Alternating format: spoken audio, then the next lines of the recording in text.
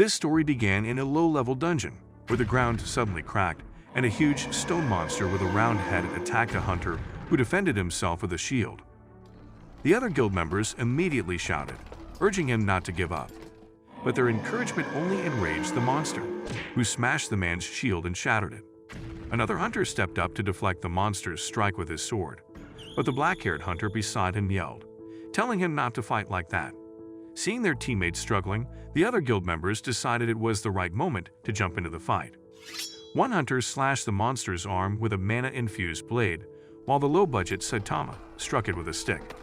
In response, the monster's eyes glowed red with fury. Just then, the furious monster started to advance, so the guy with the huge shield shouted in fear, asking the team to take a defensive stance while the mage finished it off. The mage, holding a staff with a glowing crystal on top, shouted at our protagonist, ordering him to make himself useful and give him some mana. Hearing this, our protagonist, Horuto, nicknamed Mana Gopher, a level 29 hunter dealer, closed his eyes and summoned blue mana from his hands, directing it into the mage with the cap. With this, the mage smiled, now confident he had enough mana to defeat the stone monster. When the monster moved to attack again, the mage summoned fire from his crystal, hurling it at the monster while demanding it to die twice. After the intense battle, our boy sat on the ground, exhausted. The team leader in armor approached, asking why he was tired, since he was totally useless throughout the fight, and then ordered him to carry the loot. One guild member wondered aloud why Haruto supported from the back if he was a hunter-dealer. Another, a yellow-haired member, replied that the boy was practically worthless, though lucky enough to generate infinite mana. Haruto listened silently as the guy continued, saying Haruto's skills were kind of cool. But the yellow-haired guy corrected him, remarking that Haruto's skills weren't cool. They were the most useless skill in the world, since mages could get mana from healers, and such a massive supply of mana was only needed during boss fights. The mage in the cap joined in, saying that's why Haruto hadn't reached level 30 even after 5 years of grinding as a hunter. Hearing the guy's gossip about his weaknesses, Haruto started sweating in embarrassment, wondering why the bastards would gossip so loudly that he could hear. However, he resolved in his heart that he wouldn't quit, no matter what anyone said about his skills. Later that day at the Great Sage Guild, Haruto angrily slammed his hand on the table, asking the chief why he was being transferred to the manufacturing department. The gray-haired chief responded, saying there was no one willing to hunt with him because he was still a level 29 hunter, and his skill was practically useless. Haruto tried to persuade the old man, arguing that he could provide enough mana for a hunt and would soon reach level 30. But the man replied that most mages and healers had enough mana of their own, so Haruto's skills didn't add much value. Feeling anxious, Haruto asked if things would change once he reached level 30, but the chief told him it wouldn't make a difference. His skills were better suited for the mana potion division. Haruto angrily asked if refusing the transfer meant he'd be kicked out of the guild. The man explained that if they saw no potential for his growth, he would indeed be thrown out like garbage. Following this, Haruto sat on a bench with a drink and burger, clutching his chest in depression over his looming unemployment. Although everyone considered his mana generation skills useless, our boy actually had another skill that no one knew about. Grabbing his burger, a system window suddenly appeared, asking if he wanted to copy the target. Haruto pressed Ctrl+C, and amid a flash of blue mana, the burger duplicated. With his Ctrl+C and Ctrl+V abilities, Haruto could copy and paste any target. However, this skill was exclusive to him. When he placed the duplicate burger on the bench and removed his hands, it dissolved into a blue scroll-like light. Anything he duplicated vanished as soon as he let go, preventing him from using it to make money or sell copied items. As he ate, he reflected sadly that even his copying skill had limitations. There were some things he couldn't duplicate until he reached level 90 or above. Frustrated, he gritted his teeth, knowing that if he could just level up a bit, he'd be able to copy weapons and hunt more effectively. Afterwards, he looked at his phone and saw that the Collision Dragon's sword had arrived in the city. This sword granted users enhanced defensive powers and could assign levels. The moment it was wielded, the user's level increased by 200, and it could be equipped by anyone, level 30 or higher. That moment, Haruto began picturing himself in armor, wielding the Collision sword. He knew the sword was his best hope to level up, making it his top priority. The Collision sword would soon be displayed in the city for everyone to see, as it was no longer used in battle, but rather as an exhibition piece to make money. Haruto then decided he'd use this opportunity to touch the sword and make a duplicate with his copying skill. Smiling, he continued to stare at his phone, thinking that if he could just reach level 30, his dream of wielding the sword would come true. A few days later, the guild members were battling monster spiders in the dungeon, giving it all they had. This particular lair was in an unregistered dungeon. The yellow-haired guy turned back, calling Haruto a spectator and asking him for mana, so Haruto agreed, channeling mana into him. Feeling invigorated, the guy unleashed a powerful fire attack that eliminated most of the monster spiders. Amid the blinding light, the guy leveled up, so Haruto opened his system window to see if he'd leveled up as well. But the black-haired member, named Ikanaga, approached, advising him not to bother checking because nothing would change. Our boy looked back in fear and lied that he was just preparing for the boss fight.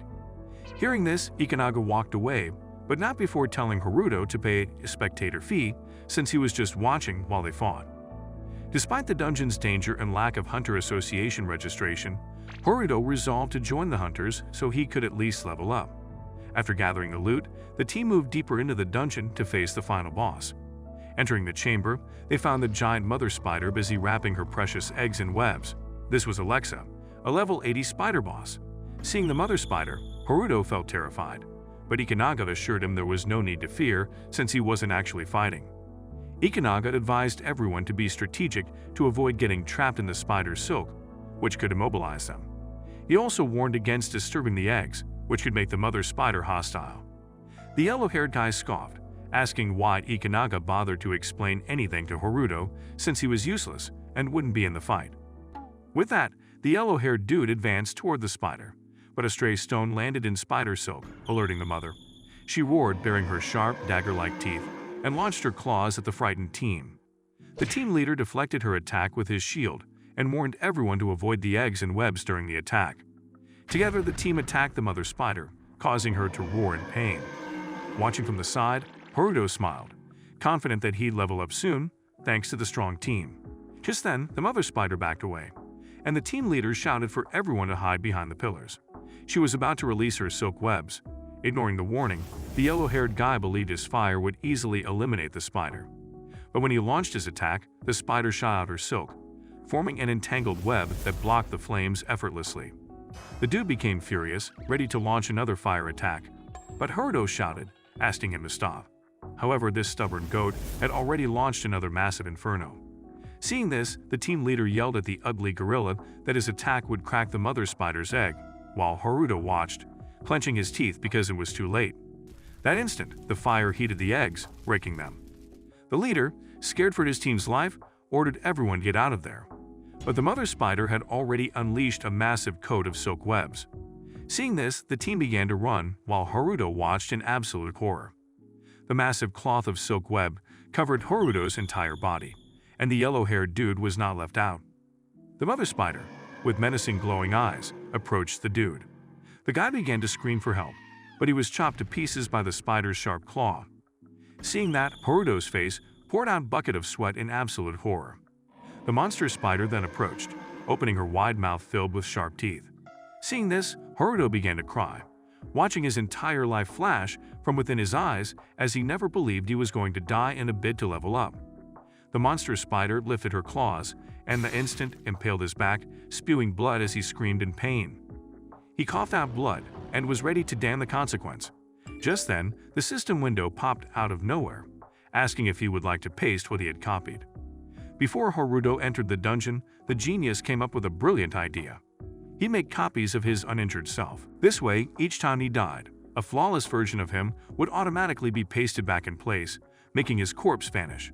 Without wasting time, he pasted his unscathed self back into the dungeon. But before he could even brace himself, the spider's sharp claw impaled him from behind, instantly eliminating him. However, the system reactivated Ctrl+V, asking if he'd like to paste his copied self again. Seconds later, he was back in the dungeon, this time hiding behind a wall far from the spider's line of sight. He knew he had to find a way out, but as he turned, he suddenly heard a voice and noticed that a guild member named Aoi was still alive, tied to the wall in the spider's silk. This changed his plan, and he grinned in frustration. As the spider advanced toward Aoi, Haruto was pissed because he couldn't just leave the idiot to die. He quickly grabbed a copy of a sword and charged at the spider, like he had any plan. He swung his blade at one of the spider's legs and narrowly dodged an attack, poised to save him. Just then, the system notified him that he leveled up. Hearing this, Haruto was shocked, and his eyes widened in total disbelief as he wondered why he had leveled up. He wondered if it was because he had finally had the balls to attack for the first time in his life. In that moment of distraction, the spider took advantage, stabbing him in the gut. But the system quickly reactivated Ctrl+V, pasting Haruto right back into the dungeon. This time, he was ready to face the mother spider head-on, determined to keep fighting, even if it meant dying 100 times. With that in mind, our boy rushed at the spider, rest assured that his copy and paste ability would be useful. It was only a matter of dying numerous times, but he thought surely he would be able to defeat the spider. 3 days passed and Haruto was still fighting the monster spider and had died 50 times already. All the weapons in the dungeon he had copied and pasted had all been destroyed. He was losing all his body fluids through sweating, but he was still wielding his sword, ready to keep fighting. The monster spider gradually grew weaker as the fight lingered on, and she was also badly injured because she had no healing abilities. Just then, the giant spider stared at Haruto and fired silk balls at him, but he had already been defeated by the same move 4 times already, so he dodged, causing the balls to crash into the wall behind him. The attack didn't stop as the giant monster attacked with her claw, but Haruto jumped high, and as he descended with anger in his face, he slashed the head of the spider with his blade. But the sword broke in half on impact while he slammed to the ground. With that, the monster spider furiously lunged at him, and on seeing this, he froze in fear. Luckily, the giant spider's body, out of exhaustion, began to crack, and suddenly, her body parts were scattered everywhere. Haruto lay on the ground and laughed like a madman because, finally, he had done it, even though it took him dying 56 times. Suddenly, a lot of system windows popped in front of him, notifying him that he had leveled up. The system also informed him that he had acquired a reward item for defeating the giant spider. With the mother spider defeated, he carried Aoi, his guildmate, while muttering that all he needed right now was a bottle of whiskey. However, at that moment, a giant ball of silk slammed his chest, causing him severe pain as he crashed to the ground, dropping Aoi. He looked up in shock to see the mother spider babies who recently hatched in front of him. He'd exclaimed that they ought to be kidding because he had no more weapons to fight with. He knew he would be fine, but Aoi would definitely enter the afterlife. That instant, one of the baby spiders charged at them, and in fear, he covered Aoi with his body, ready to sacrifice himself. Suddenly, a blue wave sliced the baby spider in half. The other baby spiders noticed this attack and began to rush at the person who had done this. In front of them stood a hot baddie in a ponytail wielding a spear. The girl shouted hellfire and released blue fire magic from her staff that consumed all the monster spider babies in one swoop. Hellfire was one fire attribute that was at the highest level of all fire magic, and only a handful of mages could execute such a skill. Haruto looked at the girl in shock, because if his memories served him right, there was only one mage in all of Japan that could execute the hellfire. She was called the Witchblade, a magic swordsman who used a spear sword, and was ranked 5th in Japan's hunting ranking. The bat chick turned, asking Haruto if they were the only survivors. Haruto, still carrying Aoi on his shoulders, responded by telling her yes. The girl then turned and looked at the carnage in front of her. She thought that if the giant spider babies were released, then someone must have broken the eggs, causing them to go berserk. She also noticed that all the high-level hunters had been wiped out, and was surprised that Haruto was the only one who survived such a fierce boss. Even more surprising, the boy had all the time in the world to actually save someone. Surely the boy was clearly a low-level hunter judging by his sissy face, and then she wondered how the hell Haruto did that. Later on, at the Hunters Association building in the interrogation room, Haruto awkwardly thanked the chick named Nanase for saving them, saying they wouldn't have made out alive if it weren't for her. Nanase responded, telling him she was just doing her job as a member of the association. She placed the drop item of the giant spider on the table, saying it had been reported, and then told Haruto he was free to go. Haruto stood in shock and questioned whether, even though high-level adventurers had bought a pass into an illegal dungeon and were all wiped out, she was just letting him go.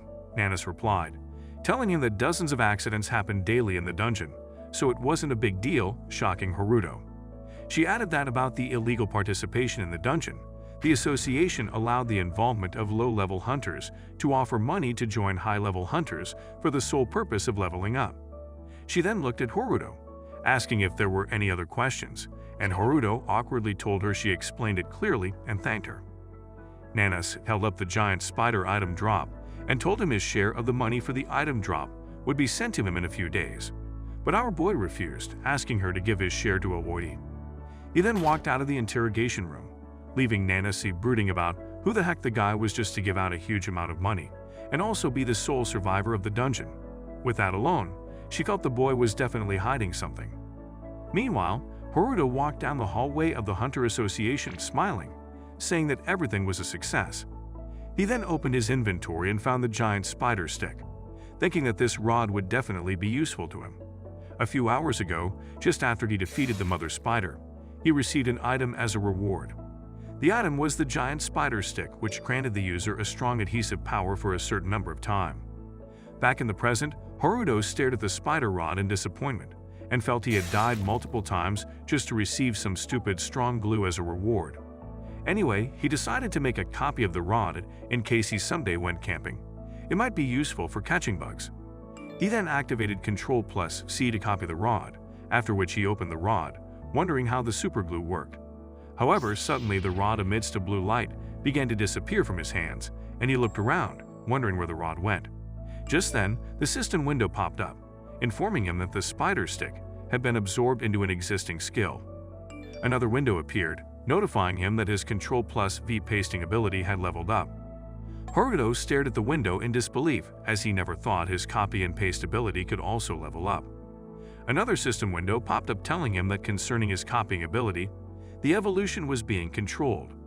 He wondered what that meant, and just then, another window appeared informing him his Ctrl+V pasting ability had leveled up to 1, and because of that, 3 new skills were available. Haruto questioned why his pasting ability had suddenly evolved and wondered if it was because of the spider stick he absorbed. If that was the case, if he found an item compatible with his copy ability, then it should also evolve. With that, Haruto laughed happily at these cool discoveries, and then clicked on the window to check the 3 newly added options to his pasting ability. He was stunned when he read that the options included that he could copy and paste an item for a desired period of time, he could paste the item anywhere for a specific period of time, and lastly, he could untie the spider thread. Seeing this, Haruto smiled in total joy, because he had initially expected it to be some useless ability. So he decided to try it out. He dropped the copy and pasted spider stick to the ground, hoping it would vanish as he left his hands, but he realized the stick just stayed on the ground. After a minute, it disappeared, so he decided to make more copies and set the timer for 30 minutes, 100 years, and 1,000 years. After that, he shouted happily because, with his upgraded skill, he would definitely be richer than Elon Musk and become the best hunter there was. But first, he needed to copy and paste the Callison, dragon's long sword.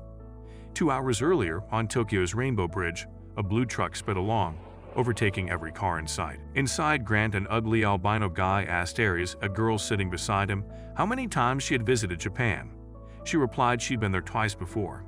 Grant wondered if returning to her mother's hometown made her emotional, but Aries, adjusting her glasses, said it was her mother's hometown, not hers. Grant then reminded her that the long sword exhibition would conclude in Japan and asked if she'd applied for her vacation. She confirmed, adding she wanted to explore the Japanese dungeon. Grant, resting his head on his hand, wished her luck in finding what she was looking for. She dismissed him, warning that his filthy attitude would get him in trouble one day. Suddenly, a voice broadcasted across the bridge, announcing the lead car was entering the Rainbow Bridge dungeon, meaning they'd lose communication for 5 minutes due to the dungeon's electromagnetic waves. Just then, a blue light flickered, and Grant looked out the truck's window in shock, realizing there was a dungeon below the bridge.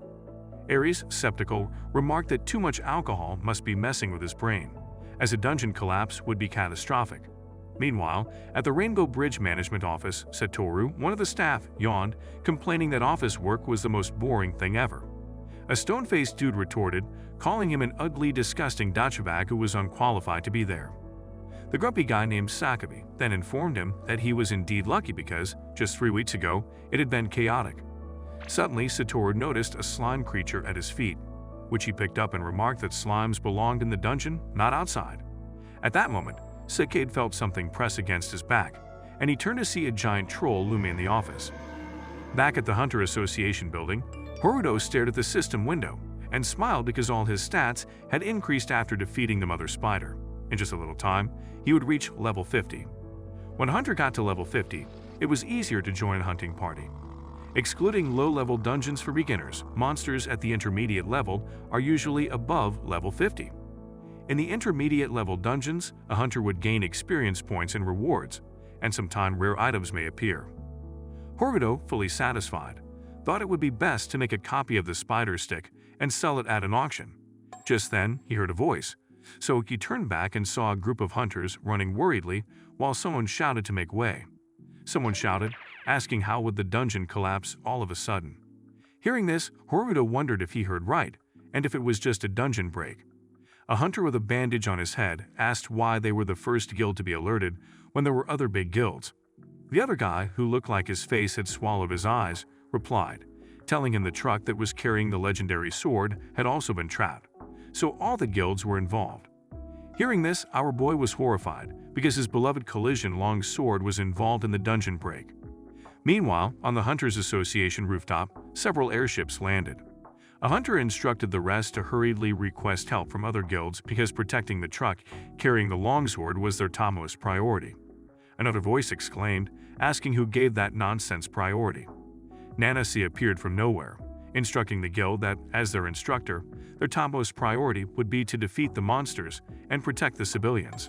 At that moment, she noticed in the distance a psychopath trying to enter the airship but was restrained by the security. So she quickly ordered the guild member to hurry into the airship. Surprisingly, the crazed person was Horuto, who screamed, begging Nanas to go with her since all the guild members were going except him. At that moment, Nanasi immediately recognized that the nutcase was indeed Horuto. Horuto continued shouting like a psychiatric patient that he would defeat the monsters and save the civilians.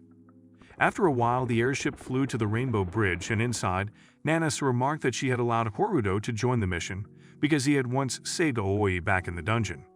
Hearing this, our boy smiled innocently, but deep down, he knew he had joined the mission purely for selfish reasons. Just then, one of the hunters remarked that it was strange for the Rainbow Bridge that had just stabilized 3 weeks ago to collapse. Nanase stood in their middle and responded that anything could happen in the world, and that a building that had collapsed once might collapse again. She added that they were mobilized to prevent a repeat of the disaster of 15 years ago. Hearing this triggered memories of 15 years ago for Horuto. 15 years ago, a dungeon break comparable to a natural disaster occurred. A dungeon break occurs when monsters are not cleared regularly, causing the dungeon to become saturated and hence collapse. As a result, the monsters escape the dungeon and start attacking the civilian of the world. Horuto had lost his parents due to a dungeon break. When he was little, his mother was run over by a car, and just then a bright light appeared. Amidst the bright light, a transcendental being from another dimension appeared, giving Horuto his ability to copy and paste. The intense light pierced his heart, while he screamed in intense pain, and after that, the being said only one thing: 20 years. However, he was clueless as to whether the 20 years was the expiration time for his ability or his lifespan. Even at this moment, the 20-year hourglass continued to fall. Horuto remembered that the transcendental being had appeared because of the great disaster. He clutched his throat and thought that the transcendental being would only appear if there were a great disaster, and what was left of his 20 years was just 5 years. Meanwhile, back at the Rainbow Bridge, an explosion occurred, and the enraged monsters hurled cars into the air, scaring out of the civilians. Hunters began to attack the monster from all directions, and Satoru, who stayed and watched, thought the hunters were few and, at this rate, they would not be able to protect all the civilians. Suddenly, he noticed an ugly Ord rushing to attack him, so he quickly gave the monster a Photoshop cut with his blade. Just then, another monster sneaked behind him with a stick to plaster his head. But at that moment, a dagger from nowhere pierced the monster in the gut. SpongeBob Head, totally displeased, instructed Satoru not to be distracted, so Setumtu smiled and thanked him for saving his life. With that, Sakabe informed him that the next time he got distracted, he would let him see what Nirvana was like. Horuto nodded, but thought that even though the guy looked uglier than Shrek, he still had a caring heart and had saved him twice from the monsters. With that, He resolved in his mind to pay Sakib back someday. He then asked Sakib about reinforcements. Sakib responded by telling him that the communications were jammed because of the electromagnetic waves on the bridge, but he was sure they were already on their way at the moment. He suggested they cross the bridge to get to the reinforcements sooner. Satoru asked if they should run in the direction of the monsters, and Sakib responded that it was better to run that way than stay and get chewed by the monsters. Just then, a ferocious level 190 Perman King attacked the blue truck. Seeing this, Grant asked Ares if they would be okay. Ares then activated a magical cycle and told the moron to be rest assured that her defense magic was top tier. Even a level 400 monster couldn't scratch it. Suddenly, the Rainbow Bridge began to collapse, and seeing this, Ares informed Grant that even the highest level of defense magic would be useless against something like that. Meanwhile, Satoru and Mr. Q had looked up to find the airship hovering above them. Inside the airship, one of the hunters stared out the window and frighteningly shouted for Nanas to look outside. Nanasa looked outside the window and noticed a giant red dragon, the boss of the Rainbow Bridge dungeon, emerging from the water. Nanasi was terrified to the bones and loudly ordered everyone to prepare themselves for the attack. That moment, the dragon opened his mouth and blasted a massive fiery energy at the airship, destroying the entire bridge in the process. Seeing this destruction, Horuto in the ship was stunned, hoping his longsword was intact, not concerned about anybody else. Just then, an airship floated above the dragon, and without hesitation, the dragon launched a massive fireball at it, engulfing it in flames. With that, Nanase and the other hunters jumped down from the burning ship, and upon landing, she informed her team of a new priority. Their focus was now on taking down the dragon. She looked around, wondering where Horuto was, but assumed he was fine wherever he was. At that moment, she activated Hellfire, summoning a blue flame from her staff that blasted toward the dragon. Meanwhile, Horuto noticed the blue flame, thought it looked amazing, and made a mental note to copy it someday. Just as he landed, a web formed around him, and the system notified him that the giant spider's thread had been released. However, his main focus was still copying the collision longsword. Suddenly, a group of masked men appeared, aiming to steal the collision longsword. Their leader noted that while the appearance of the red dragon was unexpected, it worked to their advantage as Nanasys and her team would be preoccupied. This gave them the perfect opportunity to snatch the sword. Meanwhile, Horuto walked past a pile of dead wolves and remarked that this massacre was clearly the work of another hunter. However, he knew wolves usually attacked in packs, and just then, he heard someone yelling for another to run. There, he saw Satoru slashing at a wolf, defiantly proclaiming he wasn't some scared chicken, and wouldn't flee because he could handle monsters at this level.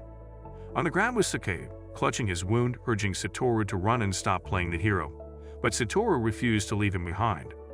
From behind a car, Horuto observed the two conversing and recognized them as hunters from the dungeon office, one of whom was injured. He decided not to interfere, figuring they were big boys who could handle themselves. On the other hand, Sakae shouted in frustration, reminding Satoru that although these were low-ranking monsters, a pack became high-ranking threats. At that moment, a horde of monstrous wolves with red, menacing eyes emerged from the shadows. Satoru clenched his teeth in anger, vowing to protect his senior, who had been hurt covering for him. Watching Satoru's determination, Horuto was reminded of the time he had saved Aoi in the dungeon.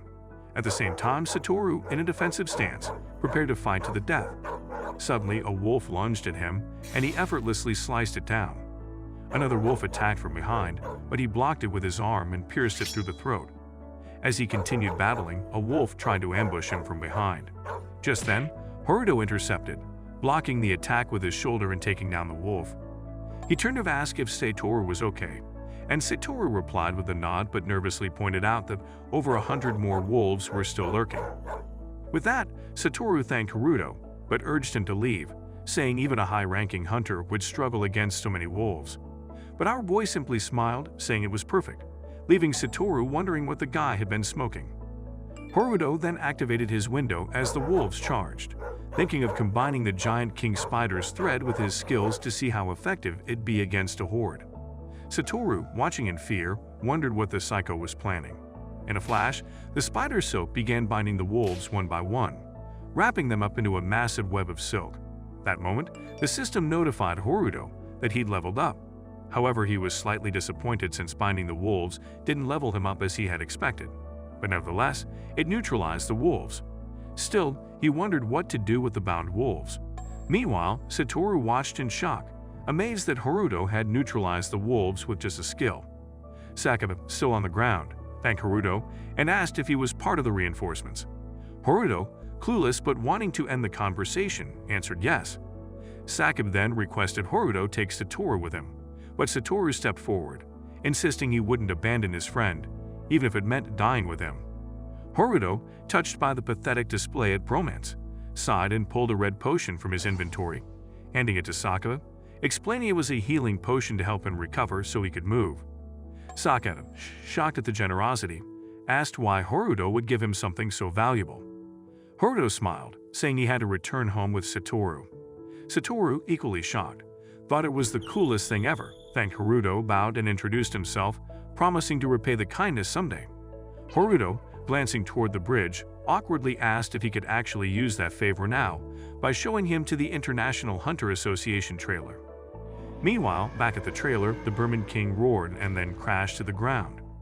Seeing this, Grant asked Ares if she had put the bear to sleep, and then asked why Ares would always choose to avoid fighting even as a hunter. Just then, a metal ball appeared before them. Grant noticed it and sliced it in half.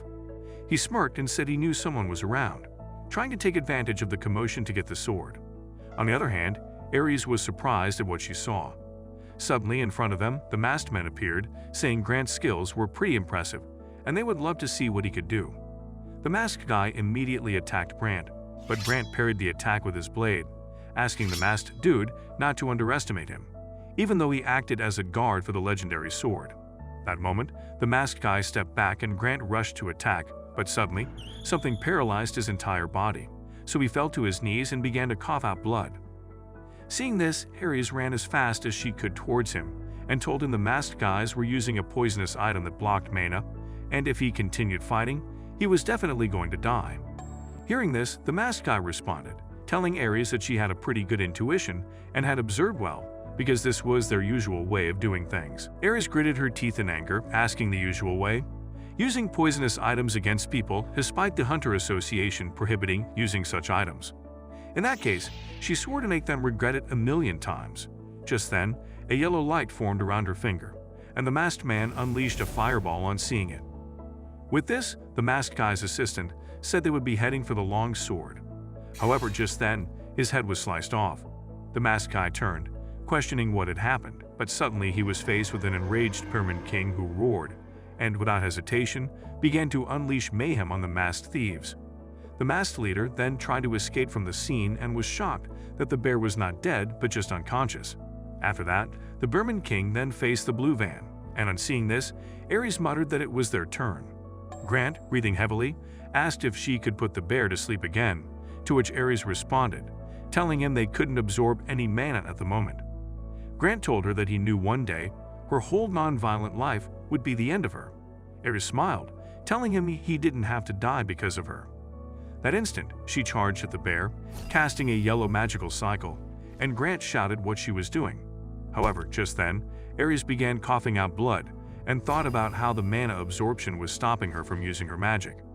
Suddenly, the Burman King charged at her angrily, but at that moment, a window popped up in front of her, asking the user if he would like to paste what he had copied, surprising Ares. In an instant, a web spun tightly around the Burman King just as Haruto and his team arrived.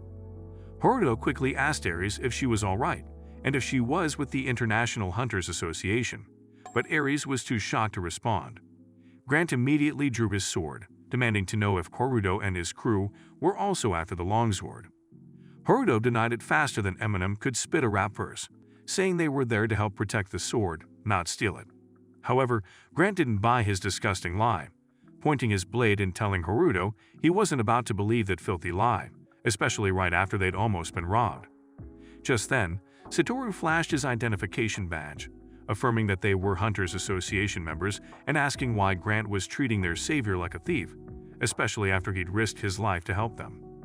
Haruto smiled, grateful that the clueless moron had unknowingly done all the work to win them over. What was left was to win their trust by acting super kind.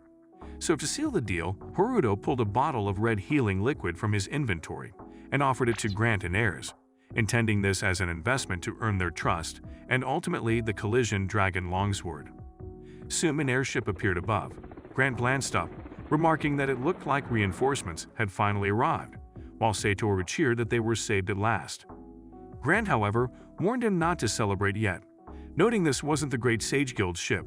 Meanwhile, Nanas was battling the dragon and suddenly commanded her team to hold fire as the dragon had entered Phase 3, meaning it could start launching shockwaves. She landed, noting the supporting guild's arrival, and declared that the mission was now to buy time until all civilians were evacuated. Just then, a voice behind her sneered, asking if that was really how they handled dungeon breaks. She turned to see a low-budget Lil Wayne named Masato, a level 503 dark mage from the future guild. Shocked, Nanas demanded to know why the donkey was there, to which Masato replied with a smirk, saying she shouldn't be asking dumb questions. Nanas then yelled at him, warning him not to do what she suspected. Instantly, a red magic seal appeared in front of the dragon. Before she could intervene, Masato taunted her, saying he didn't give two shits about what she wanted. Last time they'd faced off on the Rainbow Bridge, only she and the association had handled things, leaving him out. This time, he was taking down the dragon solo to claim all the reward items. He immediately activated Dark Lightning and began to strike the dragon with it. Seeing this, Nanas shouted, ordering everyone to run away. Just then, the effect of the Dark Lightning began to cause the rest of the bridge to collapse. The bridge divided into two, and Haruto, who almost fell into the water, managed to pull himself up and was happy to be alive. He looked down and saw that the blue truck and the team were hanging on a web, so he sighed in relief that the truck was fine. Suddenly, he turned around in fear at the sound of a crashing noise to find the unconscious body of the dragon in front of him. Nanas swiftly covered his mouth and informed him that the dragon was just unconscious. Just then, Masato appeared midair next to Haruto and asked if they were survivors there. He then commended Haruto for doing a pretty good job, even though he was a low-level hunter. Haruto immediately noticed the emblem on his shirt and recognized it belonged to Future Guild, the number 3 guild in the country. Masato then noticed the tied-up bear and remarked that he didn't know the spider thread could be used that way, after which he clicked his finger and the bear exploded to pieces. Haruto watched in surprise that the guy had turned the bear into minced meat by just flicking his finger, and then wondered if he was also responsible for putting the dragon to sleep. That moment, his system notified him that he had leveled up and acquired an item for defeating the Burman King. Masato turned, telling Haruto that he heard the chime of leveling up and asked if it was for the weak monster he had just blown up. He laughed and then mockingly apologized for blowing the bear into pieces and getting his reward. Suddenly, a large claw fell to the ground, and Masato informed Haruto that he didn't need the Burman King claw and he could have it. Hearing this, Haruto was pissed to oblivion at the arrogant face, and before he could say anything, Nanase arrived. That Masato remarked that Haruto should be from the association since he and Nanas were acquainted, so it was obvious why he did not like him. On the other hand, Nanase informed Haruto that the support team were now evacuating the citizens, so he should go with them because when the dragon woke up, it would attack everything in sight. Haruto insisted that since the dragon was unconscious, it was the best time to eliminate it. Nanas cut him short, explaining that it was unfortunately impossible to annihilate the dragon because when a final boss HP goes below 30%, they activate their special moves. These special moves were of two types, Berserk and Wide Ronge attack. Both special moves caused the final boss to attack in all directions. She added that since the dragon was in the 3rd phase, which meant the dragon was sensing a threat to its life, it would attack so violently that it would end up destroying everything and anything around it. As they stared at the unconscious body of the dragon, she added that at the current phase of the dragon, it would protect itself with a barrier while absorbing mana from the surrounding environment, and any attack against it would be useless at this moment. Suddenly, the dragon abruptly opened its eyes, and Nanase exclaimed in fear that the dragon had woken up earlier than expected.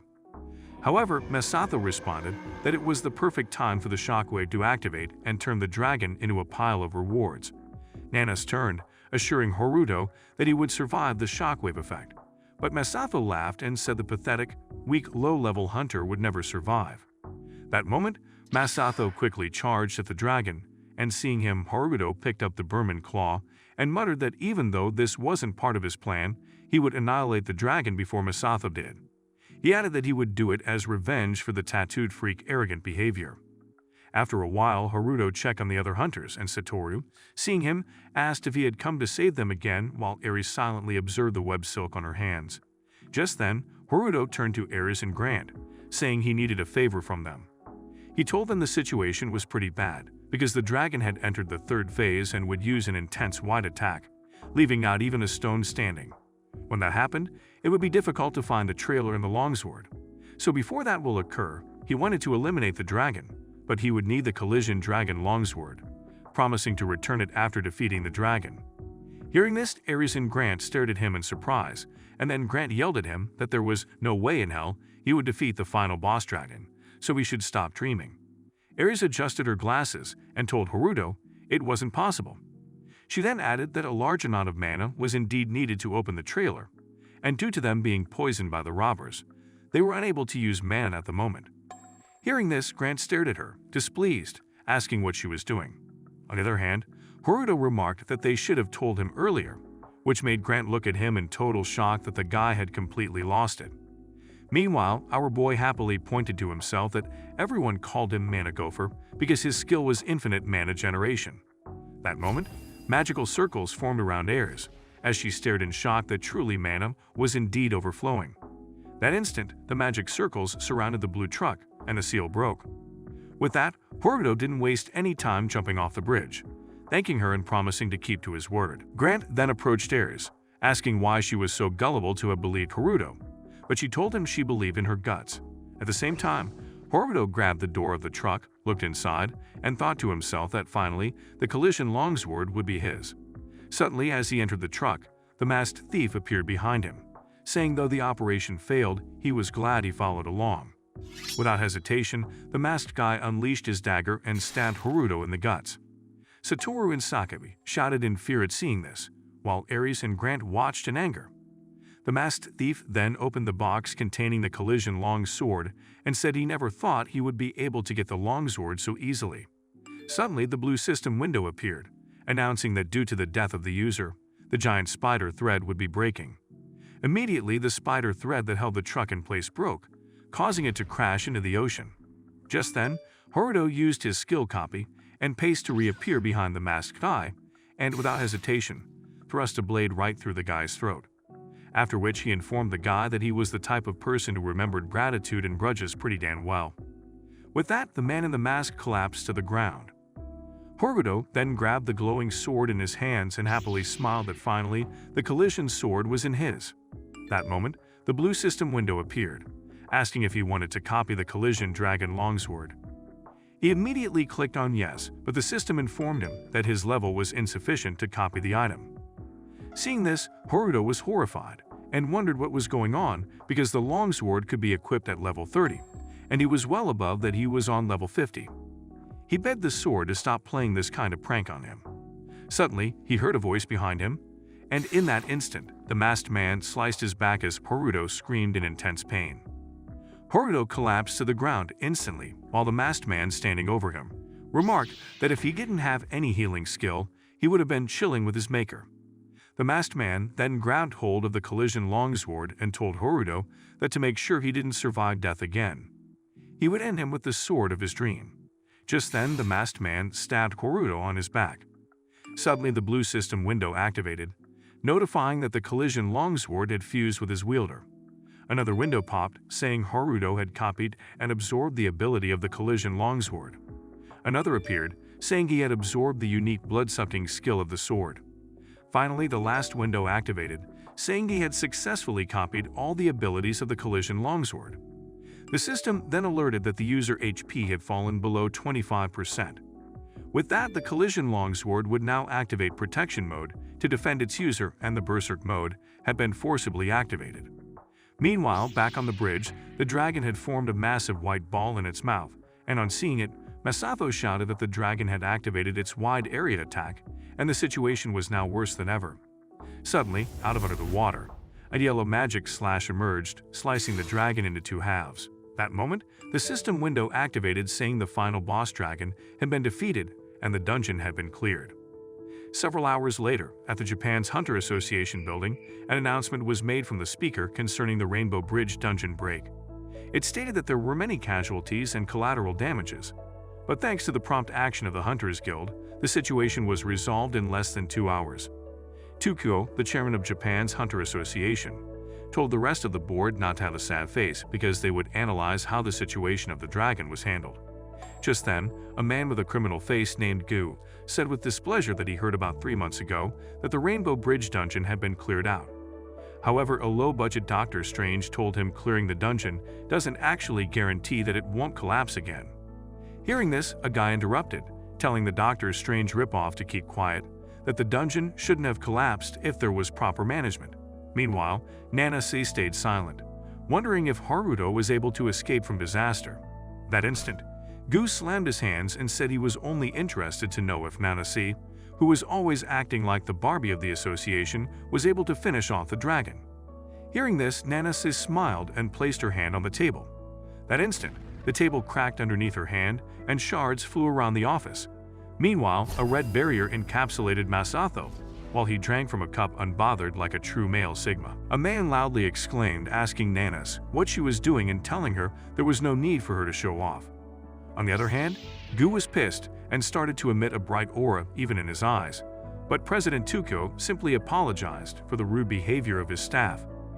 Gu then threatened that if Nanase continued to be insolent, he would end her beautiful existence.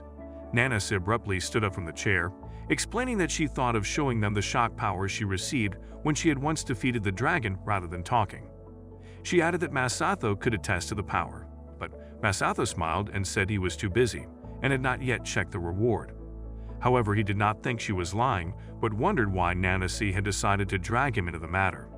Just then, President Tukuo mentioned that it was because of Masato's hard work that the whole mission was successful, so he thanked him for his effort and applauded him. Everyone in the room began to applaud Masato, but Nanase just smiled and refused to clap. This made Masato think Nanase was belittling him because she knew he didn't do in the mission, so he promised to pay her and Haruto back for the humiliation. With that, Nanase stood up saying she would investigate the cause of the dungeon break, and she would be excusing herself since no one had any concern about her ability. Just then, the office door opened as Grant and Ares stepped into the office. Grant introduced himself as a member of the International Hunters Association and informed them that he had an important matter to share with them. He revealed that because of the dungeon break, the Collision Dragon longsword had been stolen. He then dropped a file on the desk, mentioning that it was from the International Hunger Association, requesting their cooperation in finding the sword. Gu immediately jumped in, asking that he thought the truck's magic seal was removed by them when the truck was attacked. Hearing this, Ares adjusted her glasses and told him they had unsealed the truck due to a request from the Japanese hunters, Satoru and Haruto. Upon hearing this, Tukuo, Nanase, and Masato were stunned. Meanwhile, Dr. Strange ripoff covered his mouth not to laugh and responded, saying truly Satoru was a member of the Great Sage Guild. And before he could finish his statement, Tukuo interrupted that they had no record of anyone named Haruto. Upon hearing this, Nanase gritted her teeth in anger while Masato smiled and thought this was the perfect opportunity for his revenge. Masato then said he was surprised the guy was not a member of the Hunters Association because on the bridge the guy and Nanase seemed to know each other very well. Meanwhile, elsewhere, a man named Takumi was holding the Collision Dragon sword in his hands and said this was the sword that raised the user's level by 200. He smiled, saying that the millions of dollars spent on causing a dungeon break was indeed worth it. Hearing this, the masked man was surprised that it was truly his boss who was responsible for the dungeon break.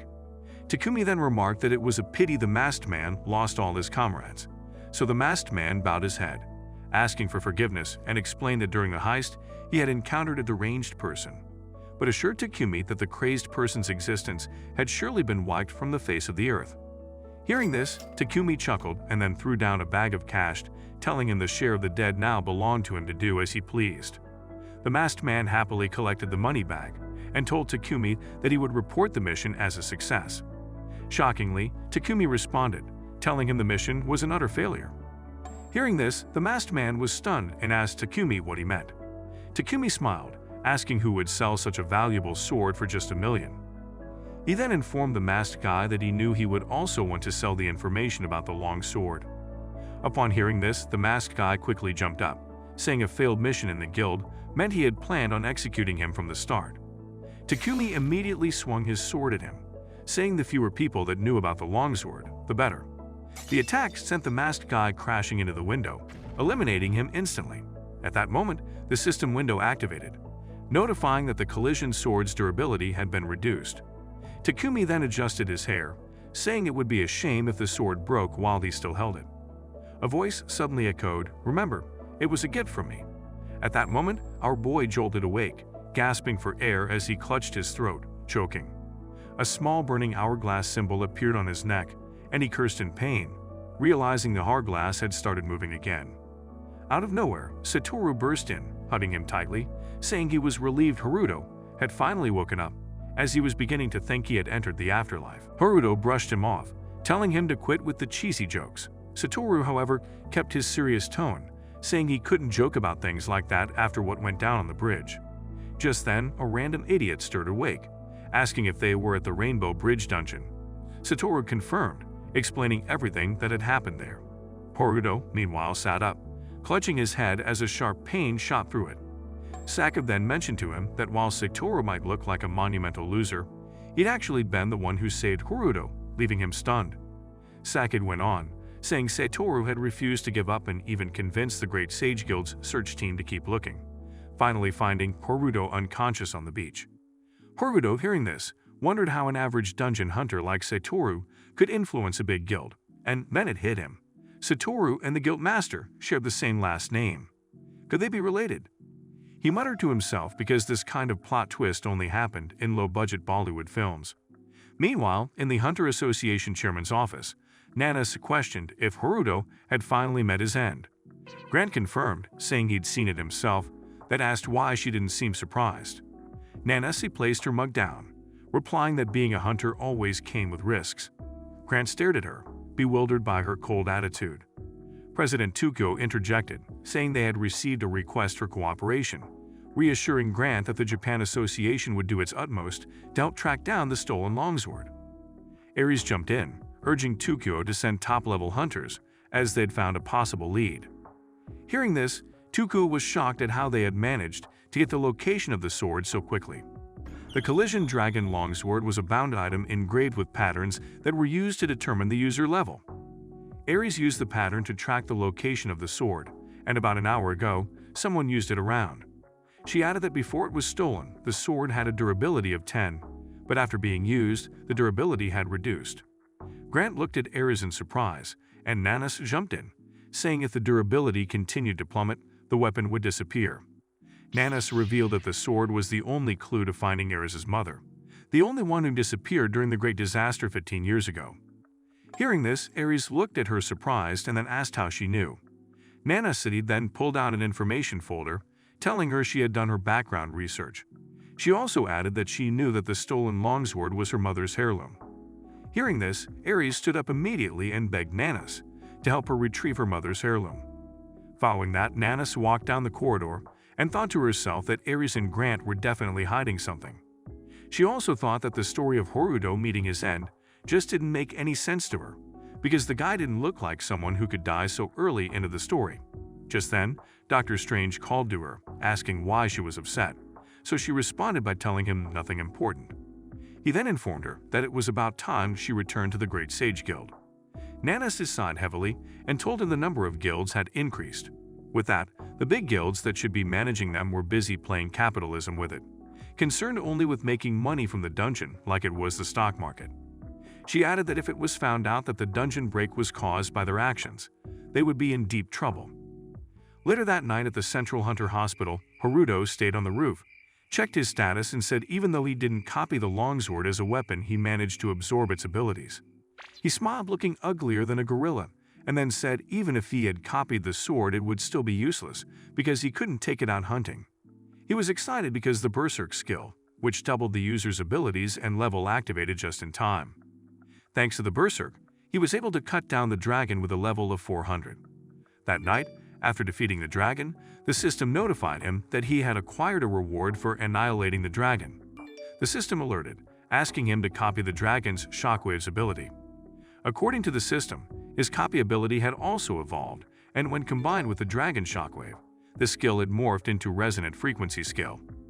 When combined with his paste ability, it became a skill called a natural wave, The system added that his spider web had also leveled up, and when using the spider thread, he could simultaneously use the natural wave and the blood-sucking.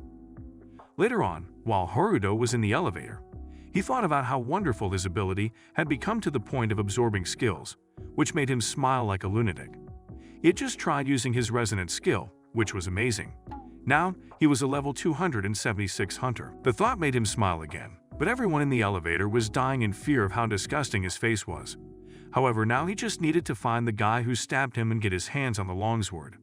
Suddenly, he turned when he heard Nanas telling someone he should have run immediately. It got dangerous. Hearing this, our boy quickly hid in fear, wondering who she was talking to and why she was in the hospital. On the other hand, Satoru exclaimed, saying it was Nanas's fault the dungeon was not sealed properly, and Nanas responded by asking if his senses had evaporated. Seeing them argue, Haruto's dead brain awakened, and he realized that Nanase was Satoru's sister, since they both answered the same last name, Shinoda. He remembered Sakabe telling him Satoru had forced the association to look for him, so it finally made sense that the duo were siblings. At the same time, Nanase asked Satoru if Haruto was saved as well, and where he was. Satoru replied that he didn't know where he was. Hearing this, Haruto quickly hid behind a wall again and thought that for Nanase to be looking for him, she must have found out that he was a scammer who tried stealing the longsword. With that, he decided to escape, but he accidentally bumped into something muscular, and a voice told him it seemed he was quite alright. In front of him was Grant, who stared down at him angrily and called him the useless longsword thief. Seeing him, Haruto was on the verge of a cardiac arrest. Grant immediately grabbed hold of his shirt and smashed him against the wall, saying the foolish bum managed to trick him by impersonating someone from the association. Haruto tried explaining that it was a misunderstanding, but Grant responded angrily that it wasn't a misunderstanding. It was obvious he was working directly with the thief. That moment, Grant unleashed his sword, swinging it at Haruto, but our boy was saved when Ares luckily stormed in, asking why Grant was displaying his isekai weapon at a hospital. Grant told her not to worry, that he would be done soon. He just wanted to make the disgusting humans suffer 1,000,000 times for scamming them. Seeing his determination, Haruto knew he had to use his skill or he would be on a one-way ticket to Nirvana. The system then notified him that the resonant skill had been activated, and at that moment, a shock came out of Haruto's hand, shattering the sword. Seeing this, Grant stared at the broken pieces of his sword in absolute surprise, while Saruto and Nanas were in shock at what they had just witnessed. Nanas recognized the shockwave to be the dragon's skill. She wondered where Haruto got it from and why the aura around him had changed all of a sudden. The scene transitioned to a stage where the crowd was buzzing like a Travis Scott performance. 3 hot chicks danced so well on stage that some bunch of losers lost their senses, and at the end of the performance, a girl and her team did the Beyonce pose. Following that, a baddie named Sarah opened the car door of her red Lambo and sat inside the driver's like the badass chick she was. Meanwhile, the rest of her team entered the bus and waved goodbye to her. However, as they drove, they gossiped about where Sarah found the money to purchase an expensive car and assumed she must have a rich sugar daddy. Meanwhile, Sarah was driving along the highway when a black G-Wagon crossed her, causing her to nearly lose control of the steering wheel. She immediately shouted angrily at the person, asking if he had drank 500 bottles of beer not to see her car coming. Just then, Takumi got out of the G-Wagon carrying a huge gun case and then dropped it on top of Sarah's car trunk. He then moved to the window, asking her if she was done with her shooting for the day, and then asked if they could go to the dungeon. Before long, the team found themselves on the rooftop of a crumbling building, the last place the collision longsword had been used. Nanas noted that there was nothing left, and after searching through the rubble, Ares agreed, saying they were too late. Turning around, Nanas remarked that they'd have to wait for the sword to be used again. Hearing this, Haruto thought hard, and suddenly exclaimed that the idiot who tried to murder him claimed he was from the Bloody Tower Guild. Nanas replied she'd never heard of it, guessing it was likely a dark guild. Meanwhile, Grant looked displeased, worrying that the sword might break if they waited. However, Nanas reassured him, saying they wouldn't have to wait because she had a lead that was very well informed on guild matters. 15 years ago, we saw monsters struck by lightning collapsing, while humans were left devastated. A young Sarah lay on the ground with tears in her eyes as a mysterious green energy approached her. On that day of the great disaster, she received a unique skill from an unknown being. Initially, she believed it marked her awakening as a hunter, but it was just a skill. That moment, a powerful green aura enveloped her while she held up her injured arm. The system then appeared, asking if she would like to activate Control Plus to return the target to its original state. Just then, a bright light appeared on her injured arm, and it healed. This skill worked on both humans and objects, as she even used it to return a torn plush rabbit to its original brand new state. So over the years, she took advantage of her skill to buy used broken gadgets, return them to their original state, and then sell them. She also made money treating injured people, but the skill had a limit, a mana limit. She needed a lot of money for her parents, who were involved in an accident and were hospitalized. She tried healing them, but her mana just wasn't enough. Only hunters could give mana, so with that she had to risk her life accompanying hunters to dungeons as a luggage carrier and also as a healer. Most times after helping them, she had to beg the worthless hunters for some mana. There were times it got worse. She even had two isekai, one who tried violating her mini-plots. That day, she sat on the ground, hugging her weapons tightly, her clothes torn and tears in her eyes. All she wanted was to get rid of the skill that had brought her so much pain. Just then, she heard a voice. She looked up. The man in the shadow said it was not enough that she had to beg for mana like a pathetic homeless beggar. And after saying that, Takumi appeared from within the shadow.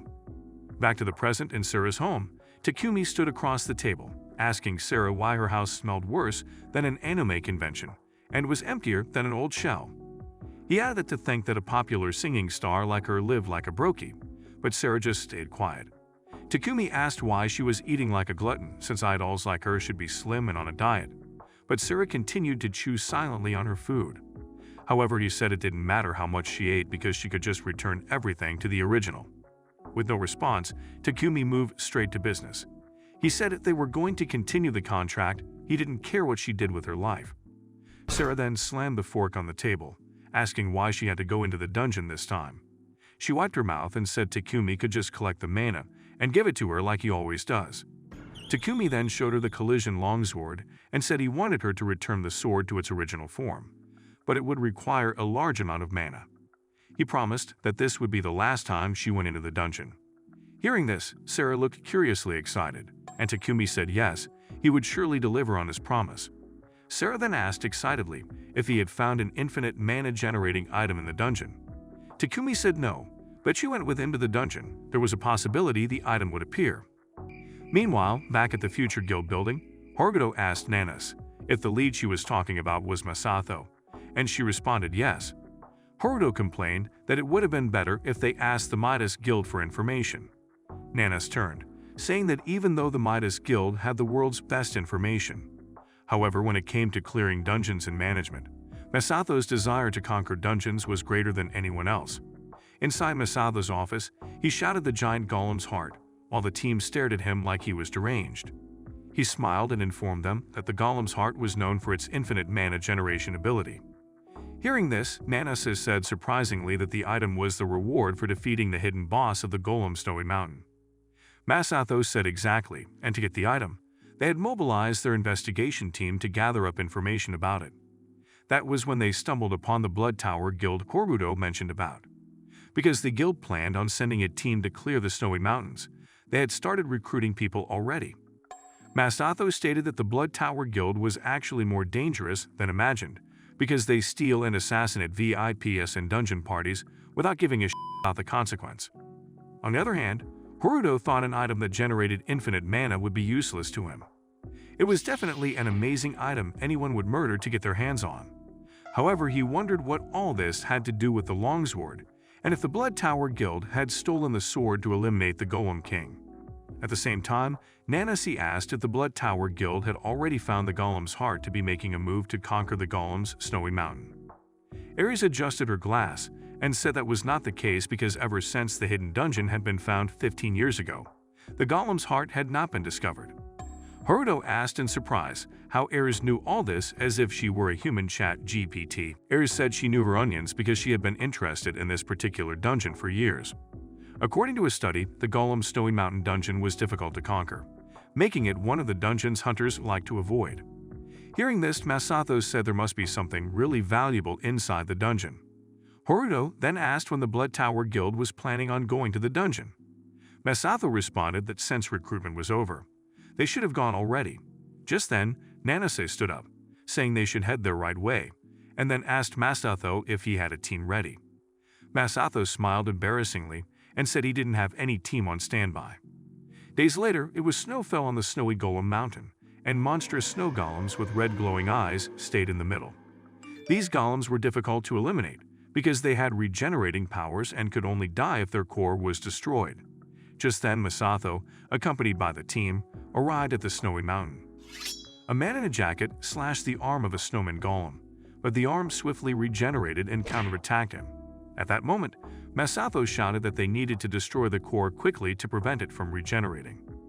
Masato then shattered the golem into pieces with a burst of dark lightning, demonstrating to the beta male how it's done. He then instructed them again to smash the cores that were falling out of the broken golems. The men in snow jackets grinned and began destroying the cores on the ground, remarking how simple it was. Watching them, Haruto commented that these weaklings didn't want to join in at first, but now they were as excited like kids grabbing candy from a piñata. Just then, Ares informed them that once they entered the dungeon, they needed to hunt down as many golems as they could. Haruto asked why, and Mrs. Wikipedia explained it was the requirement for summoning the mid-level boss, as this was an inductive dungeon.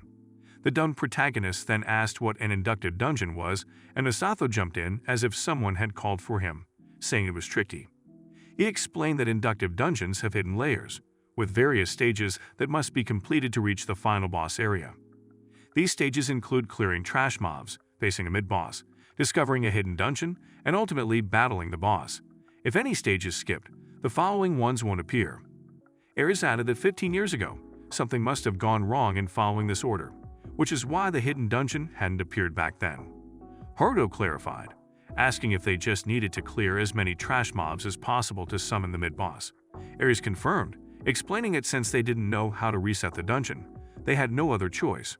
She added that they had to act quickly if they wanted to claim the mid-level boss reward, the key to the next stage before the Bloody Tower Guild did. However, Haruto was only interested in retrieving the dragon sword and returning it on time. Just then, the system activated, and he used the web of the Great Mother Spider to bind up the golems. At that moment, the system notified him that a shockwave had been triggered by his use of the spider web. Immediately, a massive golem exploded into pieces. Seeing this, the men in jackets were stunned, surprised that the weak spider web could be used so effectively. Meanwhile, Ares was working her magic and signaled for Grant to finish things off. Grant replied, "Say less," and slashed the golems, destroying their cores. On the other side, a golem was about to send the three lowlives in jackets to their ancestors when Nanas leaped in, placed her hand on the golem, triggered a shockwave, and blew the creature into pieces. Landing on the ground, she asked the men if they were okay. The pathetic, weak men nodded, thanking her for saving their worthless lives. However, she noticed a mysterious figure in a blue snow jacket and looked at him suspiciously. She ordered him to stay where he was. When he turned, she asked what he was doing there. Satoru replied, asking what was wrong, and explained that he'd come as part of Haruto's team. Several hours earlier, Satoru had been rolling on the ground, crying that he wanted to go to the dungeon too. Haruto watched the pitiful scene as Satoru stood up and suggested that if Haruto got lost again, as he had on the bridge, he could help. However, Haruto told him he wouldn't be going alone. Finally, Haruto agreed to let Satoru join as part of his team, making Satoru ecstatic. In the present, Nanas wondered what Haruto was thinking, bringing along this foolish monkey. Satoru shouted at her not to underestimate Haruto's decision-making skills, and reminded her that back at the bridge, it wasn't her or Masato who defeated the dragon, it was Haruto. Hearing this, Nanase admitted that Haruto had indeed grown stronger since they first met in the dungeon. She then observed Haruto wreaking havoc on the monsters, and concluded he was using the shockwave skill he'd acquired from the dragon on the bridge. Meanwhile, in another part of the dungeon, Takumi and Sarah stood in the center of the dungeon, watching. Takumi pointed out how the useless morons were busy clearing the dungeon for them. A masked man stabbed his sword into the ground, shattering a core, and Takumi remarked to Sarah that they were stealthily taking advantage by posing as part of the team. He explained that they were able to hide their stealth gear and weapons, making their deception simple and efficient. He smiled, noting that this was the Blood Tower Guild's way. He then asked Sarah if the mana transfer was going smoothly. Sarah, holding a battery that collected mana, remained silent. This item, called a mana transmitter, was highly valuable. To fill one with mana, at least 100 trash mobs had to be defeated. Sarah then glanced at the longsword and wondered how much mana it would take to return the sword to its original form, concluding it would likely require a lot. She asked if they would need to defeat the dungeon's hidden boss. Takumi replied they might indeed have to, mentioning there was a powerful barrier within the hidden dungeon that only the collision dragon longsword could cut through. When Sarah asked how he'd learned this, Takumi told her to focus on gathering mana instead of asking questions. Sarah then thought about the mana-generating item and wished she could get her hands on it to save her parents. Meanwhile, our boy slashed through a golem, complaining he'd already taken down 200 of these creatures and still saw no end to them. Suddenly, a red magic stone flew into his hand, and he noticed it was different from the usual gems, thinking it might be worth copying. But just as he tried, the stone sunk deep into the ground. At that moment, Masato approached him and announced that the next stage had begun. Horuto immediately asked what he meant, and Masato replied that the golem clearing hunt was progressing to the next zone, where a shadow golem, the intermediate boss, would appear. Suddenly, a monstrous level 150 shift golem appeared before the team, launching an attack that threw them off balance. Seeing this, Masato ordered everyone to fall back, then unleashed dark lightning on the creature, shattering it into pieces. The guys in jackets were stunned that with just one strike, the monster was obliterated.